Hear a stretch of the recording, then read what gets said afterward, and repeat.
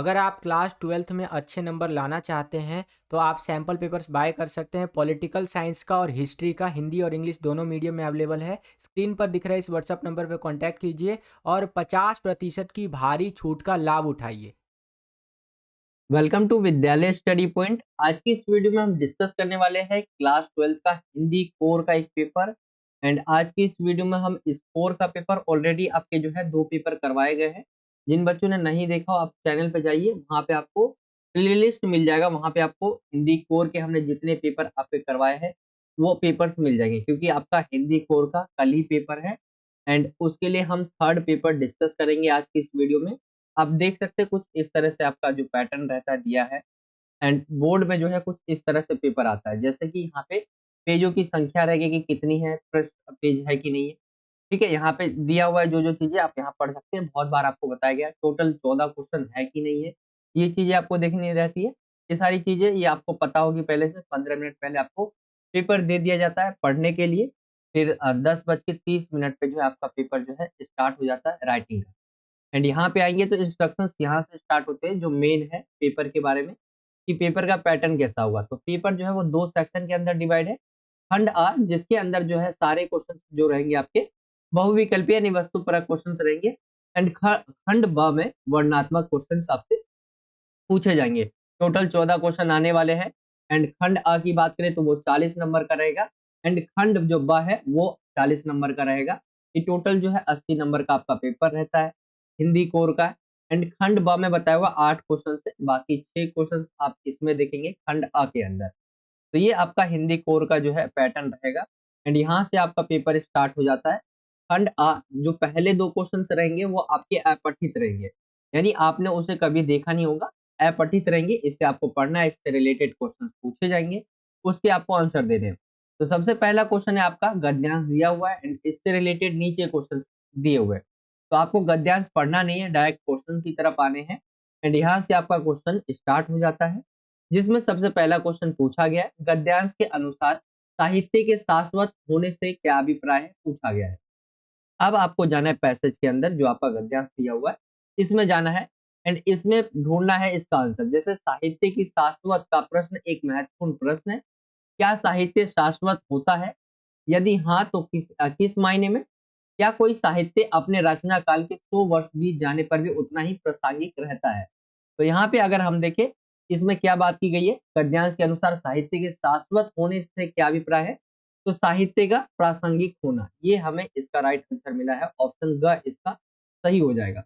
दूसरे क्वेश्चन की तरफ आएंगे। ऐसे ही पूछा गया दूसरा क्वेश्चन है, योग परिवर्तन के साथ जैसे जैसे योग परिवर्तन हुआ है यानी समय बदला, युगीन साहित्य की प्रासंगिकता क्यों हो जाती है, आपसे पूछा गया है।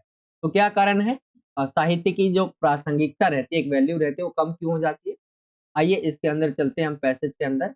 एंड यहाँ पे बोला गया, जितना वह अपनी रचना के समय था, अपने समय का युग का निर्माता साहित्यकार क्या 100 वर्ष बाद की परिस्थितियों का भी युग निर्माता हो सकता है? समय बदलता रहता है, परिस्थितियों और भाव वो जो है बदलते रहते हैं, और इसी कारण इन्होंने बताया है कि इसमें बदलाव होता रहता है। तो प्रासंगिकता कम क्यों हो जाती है? यहाँ पे देखेंगे भाषाई परिवर्तन के कारण, अन्य लेखकों के प्रभाव के कारण, भावबोध परिवर्तन के कारण, या कला पक्ष में परिवर्तन। भावबोध के परिवर्तन के कारण जो है इसकी प्रासंगिकता कम हो जाती है। तो ऑप्शन का इसका भी हो जाएगा राइट आंसर। अगले क्वेश्चन की तरफ आते हैं। क्वेश्चन नंबर है तीसरा, पुराने साहित्य के प्रति अरुचि का क्या कारण है? अरुचि का कारण क्या है? जो पुराने साहित्य है उसमें रुचि नहीं ले रहे, तो उसका क्या कारण है? अभिरुचि परिवर्तन, परिस्थितियों में परिवर्तन, भावबोध परिवर्तन के कारण, या उपयुक्त जो है सभी। ये आपके सामने जो है आंसर दिए, ऑप्शन दिए हुए। एंड यहाँ पे अगर हम देखें इसके आंसर्स को, तो ये सारी चीजें आप लिख सकते हैं, जैसे परिस्थितियां और भावबोध में परिवर्तन देखने को मिलता है। ठीक है। एंड यहाँ पे देखें अगर हम ऑप्शन, अभिरुचि परिवर्तन, भावबोध परिवर्तन, परिस्थितियों में परिवर्तन, उपयुक्त सभी, तो इसका राइट आंसर आपका ऑप्शन घ निकल कर आएगा। अगर आप पैसेज को पढ़ेंगे तो पुराने जो भी साहित्य है, उसके प्रति अभिरुचि के कारण ये सभी है। आप इसके अंदर पढ़ेंगे तो मिल जाएगा, जैसे कि मैं आपको दिखा देता हूँ। यहाँ पे एक तो परिस्थितियां लिखी हुई है और भावबोध लिखा हुआ है, जो कि ऑप्शन आपके 2 है। ठीक है। उपयुक्त सभी हो जाएगा इसका आंसर। एंड अभिरुचि में बदलाव होते ही रहते हैं व्यक्तियों के, तो ये भी एक कारण हो सकता है। राइट आंसर आपका ऑप्शन घ निकल कर आ जाएगा, उपयुक्त सभी। क्वेश्चन नंबर 4 की तरफ आए तो क्वेश्चन नंबर 4 पूछा गया है, कोई भी साहित्य हमेशा एक सी उत्तेजना क्यों नहीं पैदा कर सकता? यानी कोई भी साहित्य जो है हमेशा एक सी उत्तेजना, यानी पहले के समय उसकी वैल्यू कुछ और थी, आज के समय कुछ और है, यानी एक समान नहीं रहता, उसकी उत्तेजना कम हो जाती है। क्या कारण है इसकी वजह से? क्या कारण है इसका? तो श्रेष्ठ अस्तित्व के कारण, सामयिक परिवेश के बदल जाने से, प्राचीन होने के कारण या परंपरा के कारण। ये सारे आपके सामने ऑप्शन दिए हुए। एंड अगर हम पैसेज की तरफ चले तो इसका क्या कारण निकल कर आता है, इसमें हम पढ़ते हैं। साहित्य बदलता है और इसी के समानांतर पाठक की मानसिकता और अभिरुचि भी बदलती है। अंततः कोई भी कविता अपने सामयिक परिवेश के कारण जो है बदल जाने से उसकी उत्तेजना पैदा नहीं कर सकती। तो सामयिक परिवेश जो है बदल जाने के कारण, ये इसका राइट आंसर निकल कर आ जाएगा। एंड हम एक बार चलते ऑफ क्वेश्चन की तरफ दोबारा से। कोई भी साहित्य हमेशा एक सी उत्तेजना क्यों नहीं पैदा कर सकता? तो सामयिक परिवेश के बदल जाने के कारण, ये आपका ऑप्शन जो ख है वो इसका राइट आंसर आ जाएगा। पांचवें क्वेश्चन की तरफ आते हैं। पांचवा क्वेश्चन पूछा गया है, जीवन के विकास में पुराने साहित्य का कौन सा अंश जो है स्वीकार्य है? यानी कौन से साहित्य जो है हमें, कौन से जो साहित्य के अंश है हमारे लिए स्वीकार्य होंगे जीवन के विकास में? तो अगर हम चले ऊपर की तरफ पैसेज में एंड इसमें देखते हैं कौन सा जो है हमारे लिए इम्पोर्टेंट होगा। तो इस वाले पैराग्राफ में देखेंगे, साहित्य की श्रेष्ठता मात्र ही उसके नित्य आकर्षण का आधार नहीं है, उसकी श्रेष्ठता का युगीन आधार है। वे जीवन मूल्य तथा उनकी अत्यंत कलात्मक अभिव्यक्ति, जो मनुष्य को की स्वतंत्रता तथा उच्चतर मानव विकास के लिए पथ प्रदर्शक का काम करता है। पुराने साहित्य का केवल वही स्त्री सौंदर्य हमारे लिए ग्राह्य होगा जो नवीन जीवन मूल्यों के विकास में सहयोग दे अथवा स्थिति में रक्षा करे। तो यहाँ पे देखिए, पथ प्रदर्शक का काम करे यानी हमें जो है रास्ता दिखाए, ठीक है। यहाँ पे आप देख सकते हैं, अगर ऑप्शन देखें, जो सुगमता पूर्वक पठनीय हो, जो जीवन के विकास में पथ प्रदर्शक का काम करता हो, जो प्राचीनता की ओर आकृष्ट करता हो, जिसमें आकर्षण हो। अगर हम देखें इसका राइट आंसर, तो पुराने जो साहित्य है उसका कौन सा अंश जो है स्वीकार्य होगा? जो जीवन के विकास में पथ प्रदर्शक का काम करे, काम करता हो। ऑप्शन जो ख है वो इसका राइट आंसर आ जाएगा। अगले क्वेश्चन की तरफ चले। क्वेश्चन नंबर आपका छठा है, तुलसीदास जैसे महान कवि की रचना स्वात सुखाए होकर भी जन उपयोगी क्यों है? यहाँ पे अगर हम देखें, स्वात सुखाए जो है, यहाँ पे इनकी रचनाओं को देख लेते हैं हम एक बार।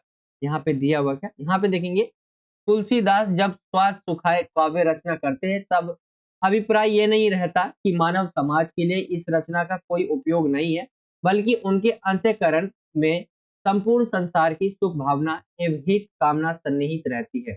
अगर हम देखें इसके ऑप्शंस को एक बार, तो यहाँ पे दिया हुआ है, तुलसीदास जैसे महान कवि की रचना जो है स्वार्थ सुखाए होकर भी जन उपयोगी क्यों है? तो अंत्यकरण में सुख भावना निहित होने से, मनोरंजन के कारण, धार्मिक होने के कारण, अवधि भाषा में लिखी होने के कारण। तो ये तीनों ही ऊपर के गलत, नीचे के गलत हो जाएंगे।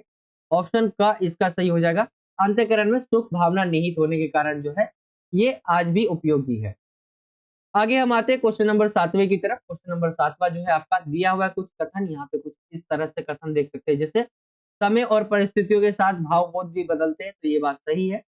साहित्य केवल मनोरंजन का साधन होता है, गलत हो जाएगा। साहित्य केवल व्यक्तिगत व्यक्तिगत जीवन की झांकी होती है, ये भी गलत हो जाएगा। अगर हम देखें इनमें से कौन सा सही है, तो राइट आंसर आपका पहला वाला निकल कर आ जाएगा। समय और परिस्थितियां जैसी बदलती है तो भावबोध भी, यानी हमारी सोचने समझने की शक्ति, ठीक है, वो भी बदलते हैं। तो यहाँ पे ऑप्शन जो ख है ये इसका राइट आंसर आ जाएगा, केवल जो पहला है वो सही है। क्वेश्चन नंबर 8वें की तरफ आते हैं। क्वेश्चन नंबर 8वां है, किसी भी सच्चे साहित्यकार की साहित्य में सृजन की सुख भावना एवं जो है हित कामना सन्निहित रहती है। रिक्त स्थान की पूर्ति करनी है आपको, संपूर्ण संसार की रहती है, व्यक्तिगत जीवन की, सांसारिक सुखों की या काल्पनिक संसार की। ये आपके सामने ऑप्शन दिए हुए हैं। एंड इसके अंदर जाएंगे तो आप पैसेज में इसका आंसर एक बार देखते हैं हम। यहाँ पे लिखा हुआ है, बल्कि उनके अंत्यकरण में संपूर्ण संसार की सुख भावना एवं हित कामना जो है सन्निहित रहती है।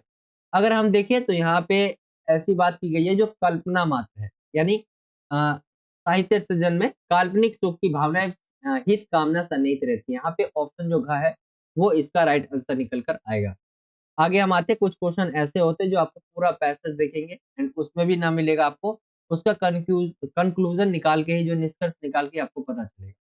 क्वेश्चन नंबर 9 की तरफ आए तो कैसा साहित्यकार स्थायी प्रेरणास्पद साहित्य का निर्माण कर सकता है? तो ये आपके सामने ऑप्शन दिए हुए जो है समयानुरूप लिखता हो, व्यक्तिगत भावनाओं की अभिव्यक्ति करता हो, जो व्यापक लोक जीवन को जो है समाहित करता हो, जो धन प्राप्ति की इच्छा से लिखता हो। तो ये अगर हम देखें कौन सा साहित्यकार जो है स्थायी प्रेरणास्पद जो है साहित्य का निर्माण कर सकता है, जो व्यापक लोक जीवन को समाहित करता हो, ऑप्शन जो ग है आप देखेंगे तो ये इसका राइट आंसर निकल कर आ जाएगा। जैसे कि आपका दिया हुआ है कि अगर आप एग्जाम्पल के लिए देखें तो तुलसीदास जो लिखते हैं वो पूरे विश्व के लिए लिखते हैं, ठीक है, पूरे मानव संसार के लिए लिखते हैं, तो इसमें आप डाल सकते हैं।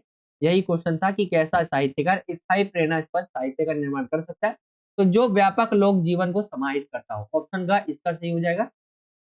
10वें क्वेश्चन की तरफ आए तो 10वां क्वेश्चन है आपका अभिकथन और कारण वाला है। तो अभिकथन क्या दिया हुआ है, प्रस्तुत गद्यांश साहित्य की उपादेयता विषय पर आधारित है। एंड यहाँ पे कारण देखें तो साहित्य की उपादेयता धन प्राप्ति तथा मनोरंजन होना चाहिए, तो दोनों ही गलत है। ऑप्शन जो आपका निकल कर आ जाएगा ऑप्शन ग। कथन जो है यहाँ पे अगर देखें सॉरी, कथन ए तथा कारण दोनों गलत है, आपका ऑप्शन जो ख है वो इसका राइट आंसर निकल कर आ जाएगा। तो ये हो जाएगा आपका क्वेश्चन नंबर 10वां। एंड पहले क्वेश्चंस के अंदर आपके 10 एमसीक्यू क्वेश्चन कुछ इस तरह से आपसे पूछे जाएंगे। तो पहला क्वेश्चन कंप्लीट हो गया आपका। आई होप आप समझ गए होंगे, ढूंढ के ही लिखना होता है, इसमें ज्यादा कुछ नहीं, और हिंदी आप सभी को आती होगी। तो और कुछ क्वेश्चंस ऐसे हो सकते हैं जो आपको कंफ्यूज करें, ठीक है। एंड आपको क्या है पूरा पैसेज पढ़ने की जरूरत नहीं है, पहले आप पहले ये कोशिश करें कि क्वेश्चंस को समझे, फिर जाकर पैसेज की तरफ जाए, वहां पे आंसर ढूंढे, इससे टाइम बचेगा आपका। दूसरे क्वेश्चन की तरफ आए हम। दूसरा क्वेश्चन आपका यहाँ से स्टार्ट हो जाता है एंड ये काव्यांश से रिलेटेड यहाँ पे क्वेश्चन पूछे जाएंगे आपके। तो आते हैं हम काव्यांश की तरफ एंड यहाँ पे देखेंगे क्वेश्चन की तरफ हम आते हैं डायरेक्ट। पहला क्वेश्चन बोला गया है इस कविता के केंद्रीय भाव हेतु दिए गए कथनों को पढ़कर उचित विकल्प का चयन करें। तो यहाँ पे जो यहाँ इसके लिए आपको पूरा पैसेज थोड़ा सा देखना पड़ेगा, क्योंकि क्वेश्चन पूछा गया केंद्रीय भाव हेतु दिए गए जो कथन है उसको आपको पढ़कर जो है उचित विकल्प चयन करना है। इसके लिए आपको थोड़ा जो है पूरा का पूरा जो काव्यांश है वो देखना पड़ेगा।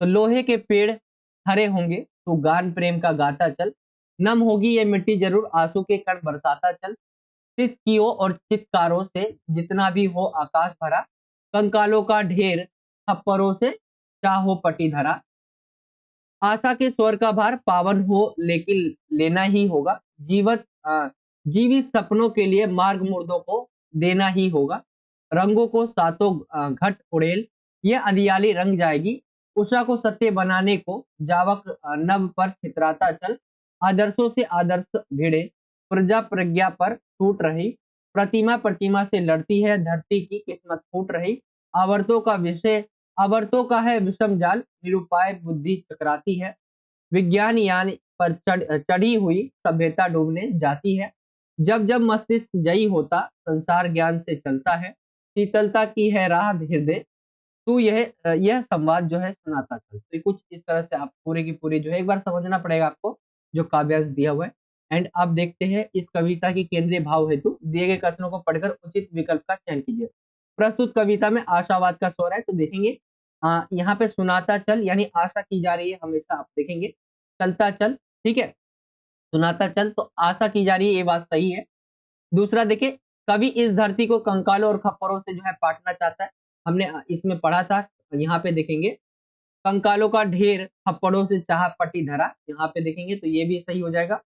कवि इस धरती को कंकालों और खप्परों से पाटना चाहता है, तो ऑप्शन ख भी सही हो जाएगा। कवि के मन में मशीनी संस्कृति से सभ्यता से मिटने का डर है,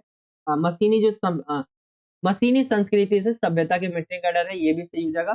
संसार का अस्तित्व ज्ञान और बुद्धि के साथ विवेकपूर्ण निर्णय पर निर्भर करता है, तो ये भी सही हो जाएगा।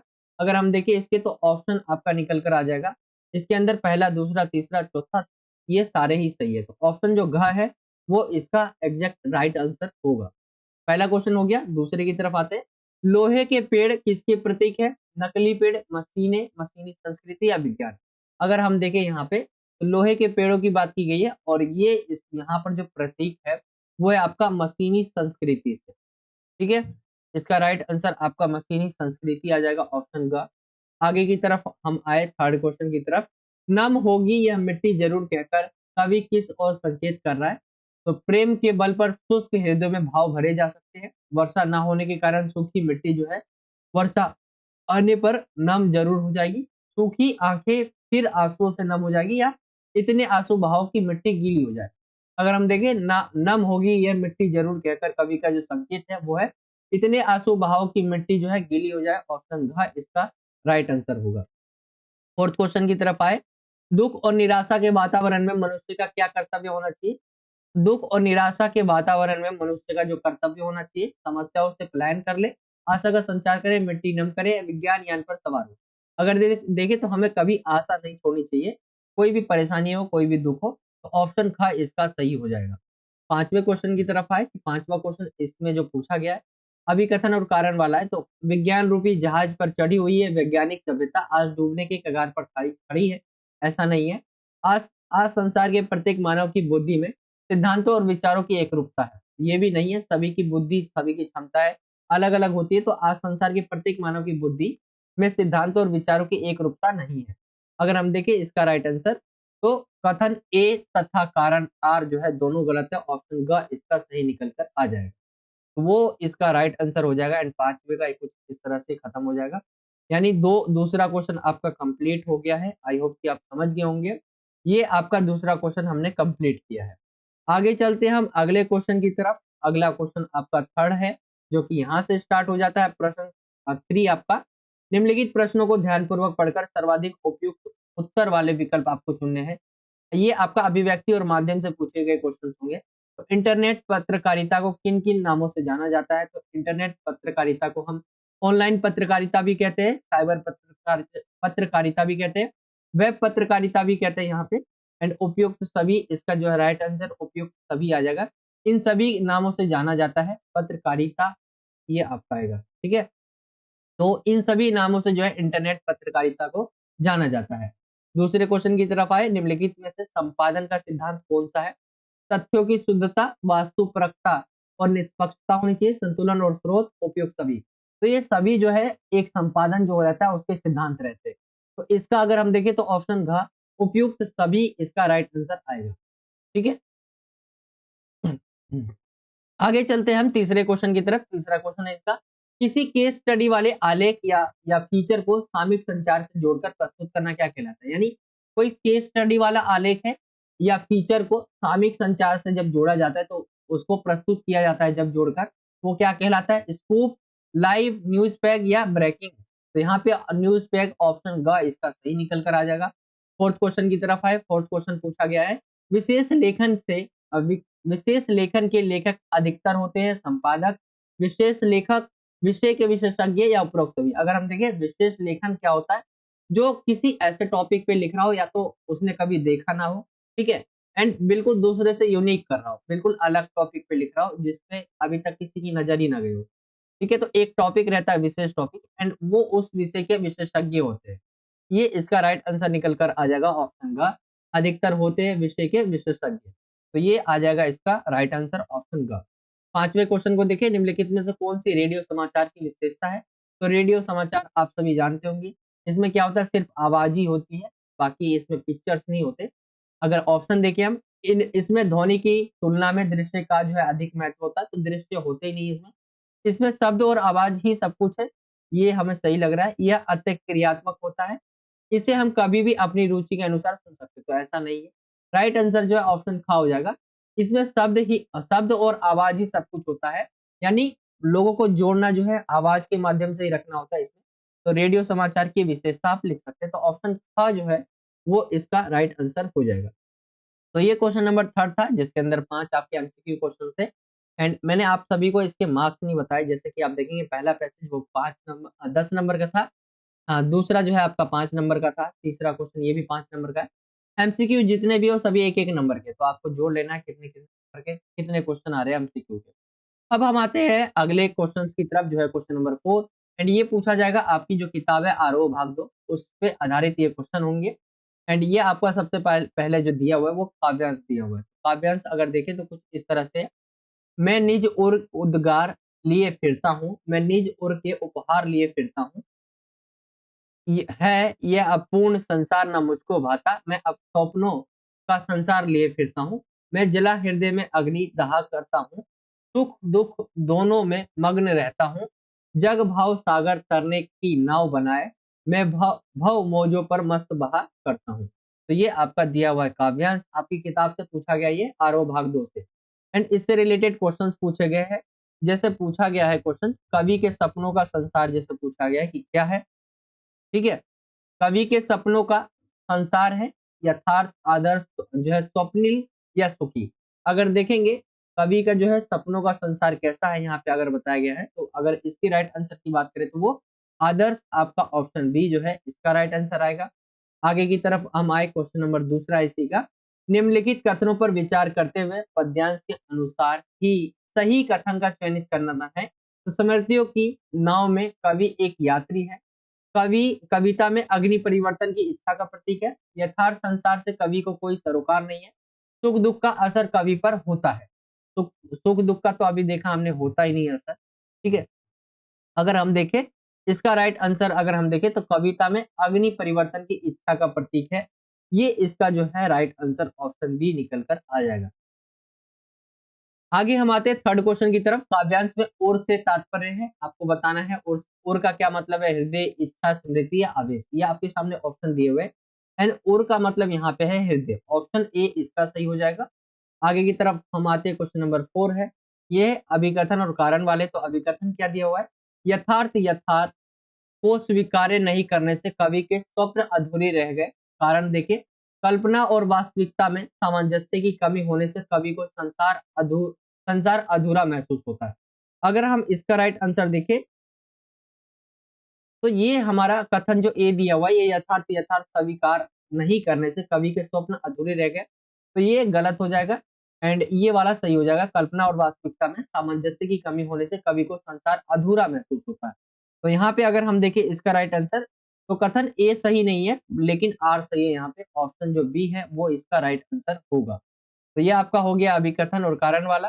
पांचवें क्वेश्चन की तरफ आए तो पांचवा पूछा गया, भव मौजों में मस्त बहने से क्या तात्पर्य है। यहाँ पे पूछा गया है भव मौजों में मस्त बहने से क्या मतलब है, आपको बताना है। तो सांसारिक सुख रूपी लहरें, मौज मस्ती करना, स्वप्न में उपजी सुख दुख की लहरें, नाव जैसी बहने वाली भावुकता।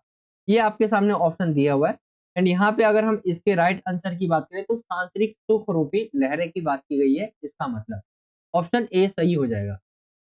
तो ये आपका क्वेश्चन नंबर जो 4 है कुछ इस तरह से कंप्लीट हो जाएगा, जिसके अंदर आपकी किताब से जो आरोह भाग 2 है उससे आपका काव्यांश पूछा जाएगा एंड उससे रिलेटेड आपके एमसीक्यू क्वेश्चंस पूछे जाएंगे जो कि 5 होंगे।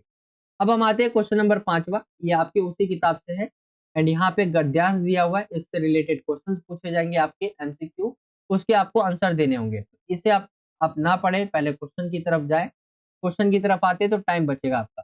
गद्यांश में प्रयुक्त जो है अतुलित शब्द का समानार्थी शब्द हो सकता है। तो अतुलित का जो है एक जैसा आपको वर्ड ढूंढना है जो समानार्थी हो सकता है। समानार्थी मतलब एक जैसा ये वर्ड आपको बताना है अतुलित का। तो यहाँ पे अगर हम देखें इसका राइट आंसर, अगर हम देखें, वैसे एक बार मैं आपको ढूंढ के दिखाता हूँ, अगर इसके अंदर हो, अगर दिखे इसके अंदर तो मैं आपको जरूर दिखा देता हूँ। ऑप्शन वैसे दे ही रखा है हमें इसमें। चलिए मैं आपको आंसर बता देता हूँ, थोड़ा टाइम लगेगा लेकिन मिल जाएगा, लेकिन मैं आपको, ज्यादा टाइम है नहीं हमारे पास। गद्यांश में प्रयुक्त अतुलित शब्द का समानार्थी कौन हो सकता है, आपके सामने ऑप्शन है अरिहंत, जो है अथाह, अभाव या अक्षय। तो यहाँ पे इसका जो राइट आंसर निकल कर आ जाएगा अथाह, ऑप्शन जो बी है वो इसका राइट आंसर आ जाएगा। बाकी आपको पैसेज में दिख रहा हो तो ठीक है, आप देख लेना, बाकी मैंने आपको राइट आंसर बता दिया है, ठीक है, अतः होगा इसका राइट आंसर। आगे चलते हैं हम अगले क्वेश्चन की तरफ। अगला क्वेश्चन है दूसरा, गद्यांश का केंद्रीय भाव क्या है। तो आप इस गद्यांश को पढ़ेंगे तो इसके केंद्रीय भाव के बारे में बताया गया है। एंड यहाँ पे अगर देखेंगे दो लाइनें हम पढ़ के समझ लेते हैं। मैंने मन में कहा ठीक, बाजार आमंत्रित करता है और कि आओ मुझे लूटो और लूटो, सब भूल जाओ मुझे देखो, मेरा रूप और किसके लिए है, मैं तुम्हारे लिए हूँ, नहीं कुछ चाहते हो तो भी देखने में क्या हर्ज है, अजी आओ भी। इस आमंत्रण में ये खूबी है कि आग्रह नहीं, आग्रह तिरस्कार जगाता है, लेकिन ऊंचे बाजार का आमंत्रण मूक होता है और उसे उससे चाह जगती है। अगर हम देखें तो बाजार के बारे में बोला गया है। एंड अगर इसके ऑप्शन को देखें हम, बाजार के प्रकार बताना, यहाँ पे गलत हो जाएगा ये। बाजार में न जाने की सलाह, यहाँ पे जाने की सलाह दी गई है। मनुष्य की तृष्णा को इंगित करता है, ये भी नहीं होगा। मनुष्य पर बाजार के जादू का असर, ये इसका राइट आंसर हो जाएगा कि मनुष्य पर बाजार की जादू के असर को बताया गया है, तो केंद्रीय भाव ये होगा इसका। तीसरे क्वेश्चन की तरफ आते हैं, तो तीसरा क्वेश्चन दिया हुआ है, निम्नलिखित कथनों पर विचार करते हुए गद्यांश के अनुसार सही कथन को चयनित करना है। तो इसके लिए आपको थोड़ा गद्यांश को पढ़ना पड़ेगा। जैसे इसके ऑप्शन में आपको बता देता हूँ, जब मनुष्य बेचैन हो जाता है तब वह बाजार की ओर उन्मुख हो जाता है। जब मनुष्य तुलना करने लगता है तब असंतोष, तृष्णा और ईर्ष्या के भाव मनुष्य में उभरते हैं। तीसरा देखिए, जब मनुष्य को बाजार आमंत्रित करता है तो तब मनुष्य की व्याकुलता इसका कारण होती है। जब मनुष्य बाजार का तिरस्कार करता है तब वह इसका सही लाभ ले पाता है। ये आपके सामने ऑप्शन दिए हुए हैं। एंड अगर हम इसका राइट आंसर की बात करें, तो जब मनुष्य तुलना करने में लगता है, असंतोष, तृष्णा और ईर्ष्या का भाव जो है मनुष्य में उभरते हैं। तो ऑप्शन बी इसका राइट आंसर निकल कर आएगा सही कथनों में। एंड यहाँ पे आप इसके अंदर जाएंगे तो इसके अंदर आपको हिंट मिल सकता है। ठीक है, इसके अंदर आप जाइए पैसेज के अंदर एंड आपको हिंट मिल जाएगा। बाकी इसका राइट आंसर ऑप्शन बी हो जाएगा। आगे हम आते हैं क्वेश्चन नंबर 4 की तरफ, जो है पूछा गया है कॉलम 1 को कॉलम 2 से आपको मिलान करना है। मतलब मिलान नहीं करना है, सही विकल्प चुनना है कि कौन-सा सही मिला हुआ है। अगर हम देखें इसके राइट आंसर को, तो यहाँ पे आपका देखिए आगरे का जो है तिरस्कार जगाता बताया गया है मौन रहकर कार्य करना। बड़े बाजार का जादू, अपनी तृष्णा को रोकना, बाजार के जादू से बेचैन का, इच्छा पूर्ण ना होना। अगर हम देखें इसमें आपके ऑप्शन दिए हुए हैं नीचे की तरफ एंड आपको बताना है इसमें से कौन-सा राइट आंसर निकल कर आ जाएगा। अगर हम देखें इसका राइट आंसर जो निकल कर आ जाएगा आपका, आगरे का तिरस्कार जगाता है। अगर देखें तो इच्छा पूर्ण ना होना, ठीक है? आगरे का तिरस्कार जगाना एक तरह से इच्छा का पूर्ण ना होना जब होता है ये।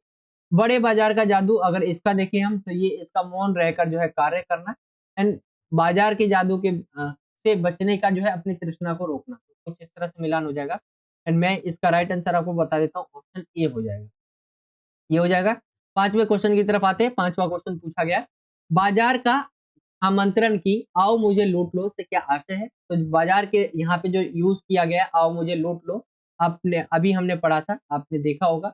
इसके अंदर चले तो यहाँ पे लिखा हुआ है, सब भूल जाओ मुझे देखो, ठीक है? यहाँ पे देखो, आओ मुझे लूट लो, ये आपका लिखा हुआ है। तो इसके बारे में बोला गया क्वेश्चन है एंड पूछा गया है कि उसका क्या मतलब है? तो बाजार जाना चाहता है, बाजार के पास वस्तुएँ बहुत ज़्यादा है, बाजार केवल खुद का ही रूप दिखाना चाहता है, बाजार आकर्षित करना चाह रहा है। अगर हम देखें तो ये क्या है? आकर्षित करना चाह रहा है, ऑप्शन डी इसका राइट आंसर होगा। तो ये आपका कुछ इस तरह से ये आपका 5वां क्वेश्चन था जो कि कंप्लीट हो गया है एंड आई होप कि आपको समझ आ गया होगा ये सभी क्वेश्चन्स। आगे की तरफ चलते हैं। अब ये पूछा गया जो क्वेश्चन है, वो है आपका वितान भाग 2 से। एक आरोह से तो ऊपर पूछे गए क्वेश्चन थे, अब वितान से पूछा गया क्वेश्चन है एंड क्वेश्चन नंबर आपका 6 है ये। तो इससे रिलेटेड क्वेश्चंस पूछे गए हैं। जैसे पूछा गया है पहला क्वेश्चन, यशोधरा बाबू दफ्तर से घर जल्दी क्यों नहीं जाते थे? आपके सामने ऑप्शन है, आपको बताना है। तो क्या कारण था जिसकी वजह से जो है वो घर जल्दी नहीं जाते थे दफ्तर से? पत्नी और बच्चों से हर छोटी-बड़ी बात पर मतभेद होने के कारण, पीढ़ियों के अंतराल के कारण, ईश्वर में मन लग जाने के कारण या आधुनिकता के प्रति जो है नकार की भावना के कारण। अगर हम देखें तो पत्नी और बच्चों से जो है हर छोटी बात पर जो है मतभेद होता था, इसी कारण से क्या है वो घर नहीं जाते थे। तो ऑप्शन ए इसका राइट आंसर निकल कर आ जाएगा। दूसरे क्वेश्चन की तरफ हम आए। दूसरा क्वेश्चन है, संसार के प्राचीनतम 2 नियोजित शहर किसे माना जाता है? जो संसार के यानी दुनिया के 2 सबसे पुराने शहर किसे माना जाता है? मेसोपोटामिया तथा सिंधु घाटी, मेसोपोटामिया तथा हड़प्पा, हड़प्पा तथा मोहनजोदड़ो, मोहनजोदड़ो तथा मेसोपोटामिया। तो यहाँ पे जो है अगर हम देखें तो 2 नियोजित शहर की बात की गई है। नियोजित का मतलब होता है आप एक गाँव, एक शहर के बारे में आप जानते होंगे। तो उसकी बात की गई है यहाँ पे। मेसोपोटामिया एक शहरी नहीं ग्रामीण सभ्यता थी। तो ये गाँव से रिलेटेड इसके लिए फेमस है, पहली सभ्यता। लेकिन यहाँ पे नियोजित शहर की बात की है तो वो आपका निकल कर आ जाएगा, इसका राइट आंसर वो आ जाएगा हड़प्पा और मोहनजोदड़ो। वो ज़्यादा फेमस थी। ठीक है, ऑप्शन सी, जो कि हड़प्पा के अंदर ही आप देखेंगे, भारत और पाकिस्तान के मैप को देखेंगे तो वहाँ पे इसकी खोज हुई थी एंड हड़प्पा सभ्यता, सिंधु घाटी सभ्यता, इसके नाम से इसे पहचाना जाता है। वहाँ पर 2 शहर हड़प्पा और मोहनजोदड़ो थे। वो इसका राइट आंसर निकल कर आ जाएगा, ऑप्शन सी हो जाएगा। मोहनजोदड़ो की अनूठी मिसाल क्या है आपसे पूछा गया है? तो नगर नियोजन, प्राचीन शहर, अन्न भंडार, मृतकों का टीला। अगर हम देखें तो यहाँ पे पूछा गया मोहनजोदड़ो के बारे में एंड इसका निकल कर राइट आंसर आ जाएगा। वो अपने नगर नियोजन के लिए जो है बहुत ज़्यादा प्रसिद्ध थी। कि आज के समय जो हम किसी भी नगर को बसाते हैं, अगर आपका एरिया है तो आप देखेंगे गलियां सीधी रहेगी, ठीक है, समकोण पे काटेगी एक दूसरे को, तो ऐसे गलियां रहती है ज्यादातर, आप देखेंगे ऐसे की तरह। एंड यहाँ पे भी क्या उस समय की बात हो रही है, अभी से जो है लगभग जो है 2500 वर्ष पहले की बात हो रही है। एंड उस समय जो है 2500 ईसा पूर्व की। एंड उस समय भी ऐसी जो है नगर नियोजन पद्धति थी, आप एक तरह से कह सकते हैं, तो इसके लिए ज्यादा फेमस है, ऑप्शन ए इसका राइट आंसर होगा। फोर्थ क्वेश्चन की तरफ आए तो कथन दिए हुए एंड कारण दिए हुए। कथन क्या है? यशोधर बाबू के बच्चे धर्म, रिश्तेदार तथा समाज को पिछड़ा मानते हैं। ये आपका कथन दिया हुआ है। कारण क्या है? वे महत्वाकांक्षी और प्रगतिशील हैं, उनमें समय के साथ बदलाव आ गया है। ये आपका कारण दिया हुआ है। अगर हम देखें, ये इसका अगर हम राइट आंसर देखें तो ये आपके सामने ऑप्शन दिए हुए हैं। एंड इसका राइट आंसर देखिए हम तो कथन ए तथा कारण जो आर है वो दोनों सही है, और कारण आर कथन ए की सही व्याख्या करता है, तो ऑप्शन डी इसका राइट आंसर होगा। ये आपका जो है कथन और कारण था। पांचवें क्वेश्चन की तरफ आए तो पांचवा क्वेश्चन है, निम्नलिखित कथनों पर विचार कीजिए। कथन ये आपके दिए हुए, जैसे सिंधु सभ्यता में नगर नियोजन जो है उन्नत नहीं था। सिंधु घाटी सभ्यता की खूबी सौंदर्य बोध है। मोहनजोदड़ो छोटे मोटे टीलों पर बसा था। सिंधु घाटी सभ्यता टीले पर आबाद थी। तो इसमें से आपको सही कथन जो है चुनना है। अगर हम देखें इसका राइट आंसर, तो वो निकल कर आपका आ जाएगा जो है कथन जो दूसरा और तीसरा, यानी सिंधु घाटी सभ्यता की खूबी सौंदर्य बोध है और मोहनजोदड़ो छोटे मोटे टीलों पर बसा था। ये आपका दूसरा और तीसरा अगर हम देखें तो ऑप्शन जो डी है वो इसका सही आंसर निकल कर आ जाएगा। तो ये आपका हो जाएगा ऑप्शन डी। आप देख सकते हैं कथन दूसरा और तीसरा सही हो जाएगा। आगे हम आते हैं क्वेश्चन नंबर 6 की तरफ। क्वेश्चन नंबर 6 है, कहानी सिल्वर वेंडिंग वेंडिंग में जो है यह वाक्य एक वह खुशहाली भी कैसी जो अपनों में परायापन पैदा करे। किसने कहा था? किशनदा ने, यशोधरा बाबू ने, भूषण ने या चड्डा ने? ये किसने कहा था कि वह खुशहाली भी कैसी हो जो अपनों में परायापन पैदा करे? तो ये किसने कहा था? इसका राइट आंसर अगर हम देखें तो ये कहा था यशोधर बाबू ने। ऑप्शन बी इसका राइट आंसर होगा। आगे सातवें क्वेश्चन की तरफ आए तो सातवां क्वेश्चन है, जूझ कहानी का लेखक पढ़ना क्यों चाहता था? अगर देखें तो ज्ञान के लिए, रोजगार के लिए, कवि बनने के लिए, आत्मविश्वास के लिए। अगर हम देखें तो वो इसलिए पढ़ना चाहते थे क्योंकि क्या है, उनको रोजगार मिल सके। ऑप्शन बी इसका राइट आंसर निकल कर आ जाएगा। अगले क्वेश्चन को देखिए हम, जूझ कहानी में लेखक का मन पाठशाला जाने के लिए तड़पता था। लेखक के पाठशाला ना जाने पाने के कारण आपको बताना है, किस वजह से वो नहीं जा पाते थे। तो दादा का कामचोर स्वभाव, कवि बनने का स्वप्न, खेती की कड़ी मेहनत से बचना, या घर का कर्ज। तो वो क्या है, लेखक के पाठशाला ना जा पाने का कारण था। तो दादा का जो है कामचोर स्वभाव उसको ना जाने देता था। ऑप्शन ए इसका राइट आंसर निकल कर आ जाएगा। हम आते हैं अगले क्वेश्चन की तरफ, जैसे है क्वेश्चन नंबर 9। कहानी सिल्वर वेडिंग में यशोधर बाबू के बच्चों के लिए कहा गया है कि बच्चे आधुनिक युवा हो चले हैं। इस पंक्ति में लेखक का क्या आशय हो सकता है? तो जीवन की सभी सुख प्रिय है, पिता की दिनचर्या से नाराजगी, अच्छी पगार मिला, या आधुनिक जीवन शैली की ओर रुझान। तो अगर हमें इससे पढ़ के ही पता चलता है कि आधुनिक जीवन शैली की ओर रुझान के लिए बोला गया, तो ऑप्शन डी इसका सही होगा। एंड आगे हम आए 10वें क्वेश्चन की तरफ। तो जूझ कहानी के शीर्षक का अर्थ क्या क्या अर्थ है? यहाँ पे बोला गया जो जूझ कहानी है उसका जो शीर्षक है यानी जूझ, अ, इसका अर्थ आपको बता रहे हैं। जूझ कहानी के शीर्षक का क्या अर्थ है? तो मेहनत, कठिनाई, संघर्ष व चालाकी। अगर हम देखिए इसमें संघर्ष के बारे में बताया गया। इसका राइट आंसर ऑप्शन जो सी है वो निकल कर राइट आंसर आ जाएगा। तो ये आपका 10वां क्वेश्चन भी हो गया है। एंड ये आपका क्वेश्चन नंबर 6 का 10वां क्वेश्चन था। एंड पूरा सेक्शन ए कुछ इस तरह से आपका कंप्लीट हो जाएगा। इसी तरह से आपके इसी पैटर्न पे आपका पेपर में भी क्वेश्चंस पूछे जाएंगे।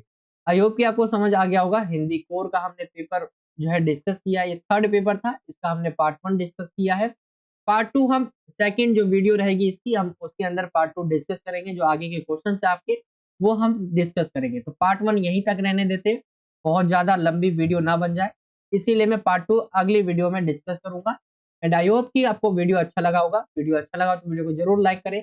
एंड अगर आप हमारे चैनल पे नए हो तो चैनल को सब्सक्राइब कर सकते हैं। नीचे आपको सब्सक्राइब का बॉक्स मिल जाएगा जहाँ पे सब्सक्राइब लिखा होगा।